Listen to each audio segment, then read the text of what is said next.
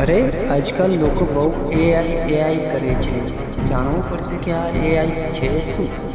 AI માણસ દ્વારા બનાવેલ, જે માણસ કરતા પણ વધારે વિચારી શકો છો અને નિર્ણય પણ લઈ શકો છો. સારું, તો તું દોસ્ત છે કે દુશ્મન છે? એ તારા હાથમાં છે. જો સાચા દિલથી વાપરીશ તો તારો સહાયક છું, અને જો લાલચથી વાપરીશ તો તારા માટે બહુ મોટી સજા છું. મોટી સજા કેવી રીતે? હું ખોટી ખબર ફેલાવી શકું છું, માણસની નોકરી ખાઈ શકું છું, અને એક દિવસ એવો આવશે કે માણસ નહીં પણ મશીન કામ કરશે. અને માનવ તારા વગર ના રહી શકે તો? તારી આદત પડી જાય તો?